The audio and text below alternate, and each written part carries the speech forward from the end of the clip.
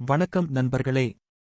இன்று தமிழ்நாட்டு அரசியலில் அதிகம் பேசப்படும் ஒரு முக்கிய நபரான அண்ணாமலையை பற்றியும் அவர் தொடங்கியுள்ள புதிய அரசியல் இயக்கத்தை பற்றியும் பார்க்கலாம்.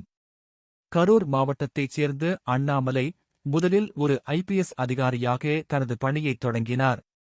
நேர்மை, ஒழுக்கம் மற்றும் மக்கள் நலன் ஆகியவற்றை முன்னிறுத்தி பணியாற்றியதால் அவர் பலரது கவனத்தை ஈர்த்தார். பின்னர் தனது அரசு பணியை விட்டு அரசியலுக்குள் நுழைந்தார். பாஜக கட்சியில் சேர்ந்த பிறகு தமிழ்நாடு பாஜக தலைவராக உயர்ந்தார். மாநிலம் முழுவதும் பயணம் செய்து மக்கள் பிரச்சினைகளை நேரடியாக கேட்டு ஊழலுக்கு எதிராக குரல் கொடுத்து இளைஞர்களிடையே ஒரு தனிப்பட்ட ஆதரவை உருவாக்கினார். அவரது பேச்சுகள் சமூக ஊடகங்களில் பரவலாக பகிரப்பட்டு பலரின் கவனத்தையும் பெற்றன. ஆனால் அரசியலில் கருத்து வேறுபாடுகள் என்பது இயல்பான ஒன்று. அதுபோன்ற சில காரணங்களால் அண்ணாமலை பாஜகவிலிருந்து விலகி புதிய அரசியல் பயணத்தை தொடங்கியுள்ளார்.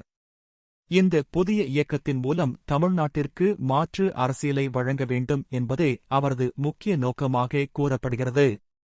குடும்ப அரசியல் இல்லாத ஆட்சி, ஊழல் இல்லாத நிர்வாகம், இளைஞர்களுக்கு அதிக வாய்ப்புகள், கல்வி மற்றும் வேலைவாய்ப்பை மையமாக கொண்ட வளர்ச்சி ஆகியவை அவரது இயக்கத்தின் முக்கிய கோட்பாடுகளாக கூறப்படுகின்றன.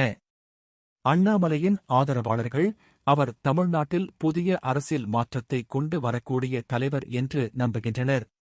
அதே நேரத்தில் விமர்சகர்கள் ஒரு புதிய இயக்கத்தை உருவாக்குவது எளிதல்ல என்றும் மாநிலம் முழுவதும் வலுவான அமைப்பை உருவாக்குவது பெரிய சவால் என்றும் கூறுகின்றனர். எனினும் அண்ணாமலையின் இந்த முயற்சி தமிழ்நாட்டு அரசியலில் புதிய விவாதத்தை உருவாக்கியுள்ளது. இளைஞர்களை அரசியலுக்குள் கொண்டு வருவது, நல்லாட்சியை முன்னிறுத்துவது, மக்களின் நேரடி பங்களிப்பை அதிகரிப்பது போன்ற இலக்குகள் நடைமுறையில் எவ்வாறு செயல்படுத்தப்படுகின்றன என்பதே அவரது எதிர்கால வெற்றியை தீர்மானிக்கும்.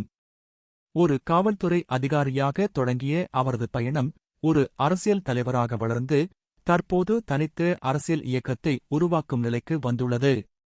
இந்த இயக்கம் எதிர்காலத்தில் தமிழ்நாட்டின் அரசியல் வரலாற்றில் முக்கிய இடம்பெறும்.